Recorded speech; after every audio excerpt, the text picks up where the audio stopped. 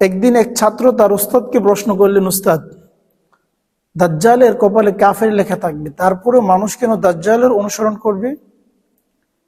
তো উস্তাদ হিকমতের সাথে উত্তর দিয়ে বলছেন, তুমি কি দেখো, সিগারেটের গায়ের মধ্যে লেখা থাকে, প্যাকেটে লেখা থাকে যে সিগারেট পান করলে, ধূমপান করলে স্বাস্থ্যের জন্য ক্ষতিকর, এই ধূমপান মৃত্যুর ঝুঁকি বাড়ায়, এই ধূমপান ক্যান্সারের কারণ, ধূমপান ফুসফুস নষ্ট করে দেয়। হ্যাঁ, লেখা থাকে। তারপরে যিনি ধূমপান করতেছে সেটাকে ভ্রুপেক্ষ করছে না, গুরুত্ব দিচ্ছে না, তারপরে সে খাচ্ছে।